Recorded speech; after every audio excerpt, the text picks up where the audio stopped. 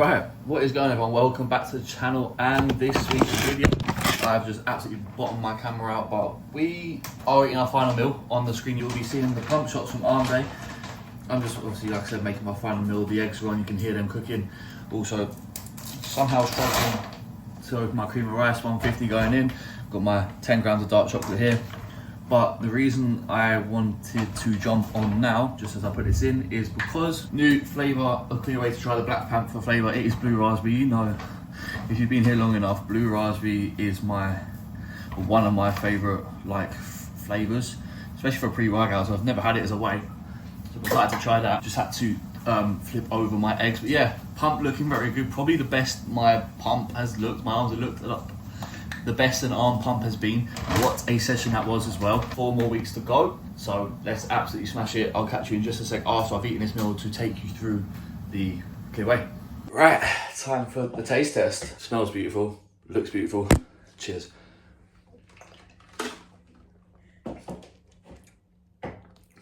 Yeah, very blue raspberry, as to be expected. Unlike the pre-workouts and other stuff you get with the blue raspberry, it's not got that sour aftertaste, obviously.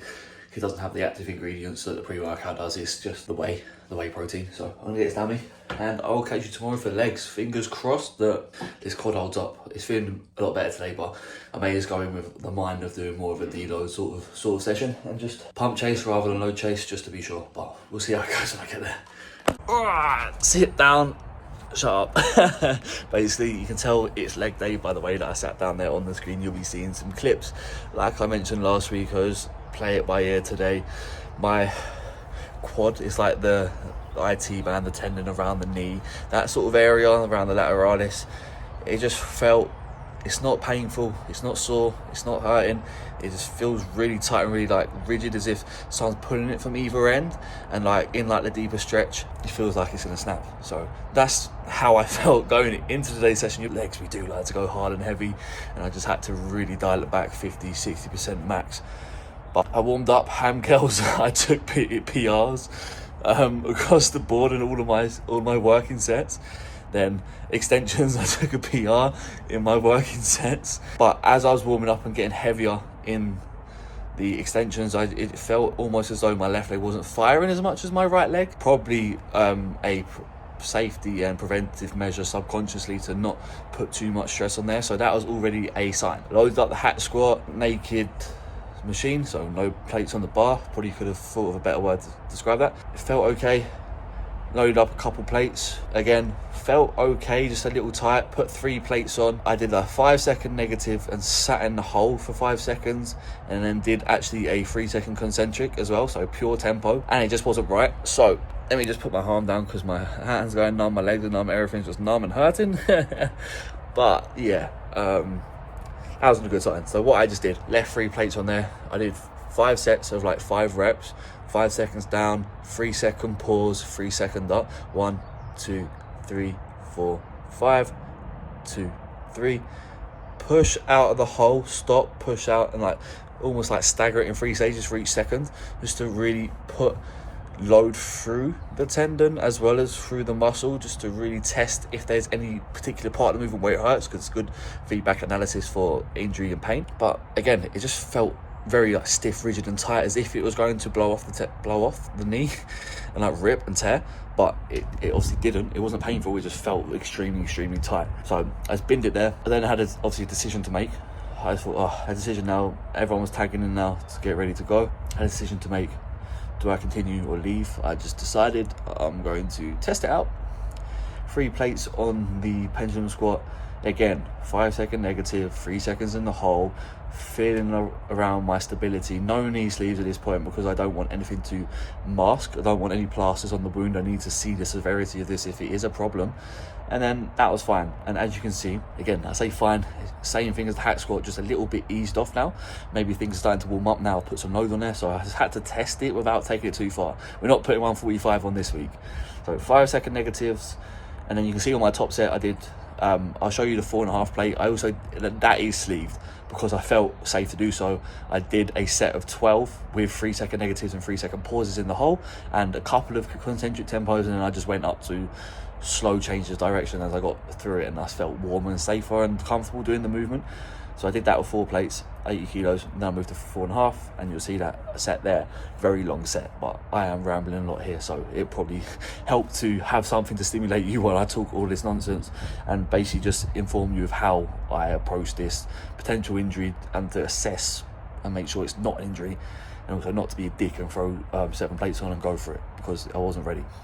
But I didn't put 7 plates, I put 8 on, because on the screen you'll be seeing the top set squat press, the exercise that did it for me last week, where my leg popped. I did 5 plates for 12, 6 plates for 12, 7 plates for 12, all with 3-second negatives, all with 2-second pauses.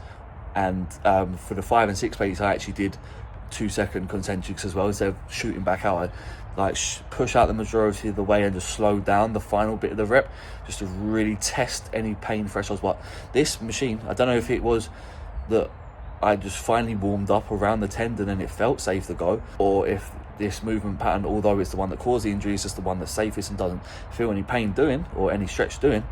It just felt fine, so I was carried on going up in weight, and then that final set you can see is more akin to my regular, maybe a little bit slower in the pause and a little bit slower on the press, just to be extra careful of knee positioning, stability, quad directive, where I actually press the weight through my foot to remove the weight, to try and direct some stress through the lateralis, but not to overcompensate, not to put too much through the adductors either, although my adductors were on fire after this, and the adductors at the end of the session. But yeah, I stopped at 8. I stopped like 2 reps shy of failure. When it started to get harder, you can see the first struggle rep I racked it, because again, not training the failure, not taking the piss, just seeing how things are, testing my stability, testing my pain and tolerance threshold to the weights. I feel maybe in a couple of weeks, I spoke to Drillen, who takes care of my massages, my deep tissue work, any niggles that I have. Touch wood, I don't tend to have many or any niggles. This is like the first one, apart from like a tie rotator cuff, which I just had worked out like an MOT, but feeling good. He said it's probably just pissed off the tendon and aggravated the tendon, so I'm going to roll that out the next few days, test it out, maybe do some deeper stretching tonight, just to see how it feels when it's inflamed, and then throughout the week just really nail down on like tendon rehab, and do repeat what I did today next week, and then hopefully the following week, for that last couple of weeks, I'll be able to I won't just jump straight back into 7 plates everything. I'll just like jump from like 5 to 6, 6 to 7, 8 to 9, and then just build back up, take bigger jumps, and more so take the handbrake off of the tempos, and see if I can just use a bit more force and guile. Finished off with a rest pause leg extension set. No pain at this point either. It's a shame I'm so ghastly pale, like a ghost. What I did is 3 stages, aiming for like the 15 rep mark on the first, and it's just failure on the rest. Set 1, stop 30 seconds, set 5, set 3. Set 1 being mid-range, set 5 being beginning to mid, and then set 3 being beginning range, length, and where the resistance is loaded. So obviously as I fatigue, it gets more loaded in the part where I'm stronger and less fatigued. Yeah, pump shots on the screen. Pump was insane. That tempo training is no joke. It's not for the faint-hearted, especially when you can still load for a good few plates on there. At my best, I could probably do that at like 6 plates, so it's still like light, but that like re-pausing concentric tempo work is very stimulating, but also you don't want to be training boring like that. It's not very conducive for a long-term sustainable growth either. We want to get some plates on there, so talking of that, get out next week, delts tomorrow, a bit more energy to lift some heavy weights, so I'll catch you for that. Right, on comes the lights. I have just got back from delts. You'll be seeing the top set of the Atlantic shoulder press, as well as a couple of pump shots. Back up to 140 on the Atlantic shoulder press. Took a reset, just built up brick by brick, focus on tempo, execution, change direction. You see I'm controlling down and exploding up. Got that now back down. Happy with that. Good session as well. Felt especially strong, which is a good way after yesterday. Of course, having to take the ego hit and reset with some tempo work, but oh my god, I was so sore today. Also, little restock, got sort of caramel cream and rice.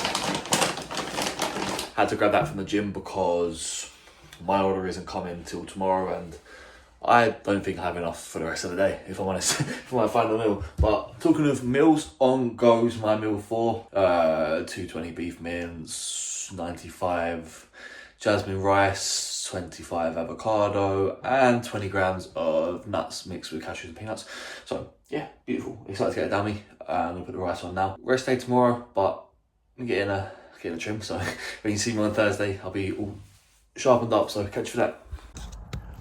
Right, so on the screen you will be seeing a couple of clips from back, all but 2 of my entire workout for today. I start off with the single arm pull down and finish with rope pullovers on the cable. But you also be seeing exercises 2 through 6 here, the T-bar row, the single arm hammer strength row, which I'm getting along with so well. Like the ability to drop down and really crunch into the lat is, just great, honestly, just great. The cable row, I switched from the mag grip to the V grip this week just to see what I prefer.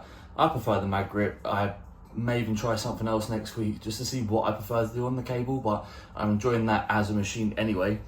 Then single arm using the bench to wrap around, really enjoying that like variation of a cable row. Then we've got the block pulls, 185.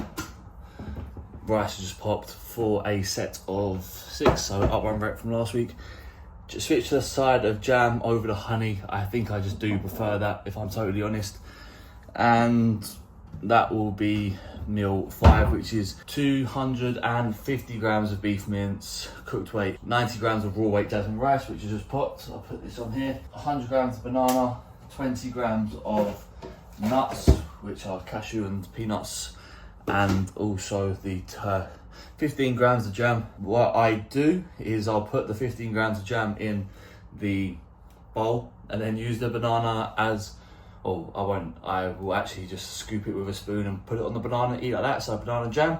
That's how I do that. I usually put it on, usually eat it as I make the meal. So whilst the mince is cooking, I will show you the taste test.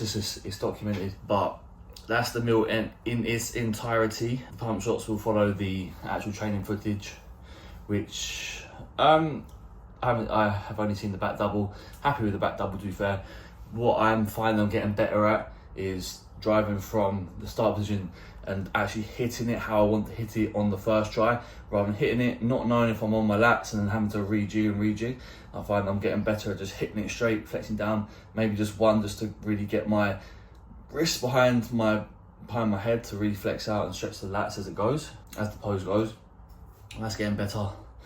I'll see how the other ones look afterwards. I just had a look at the first pose because I needed to post a story, in all truthfulness. But yeah, be back with you in 2 seconds to taste test the banana. Then I've got a team call with Brad, group call with the M's Tank team, and then just tidy up some bits in the evening before check-in tomorrow. So 2 secs. Right, down we get, because it is time. Hopefully you can see me when I'm bent down like this. You can hear the mince is on. Here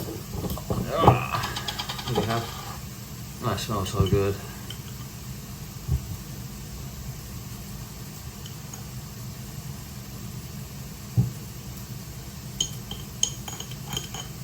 Right.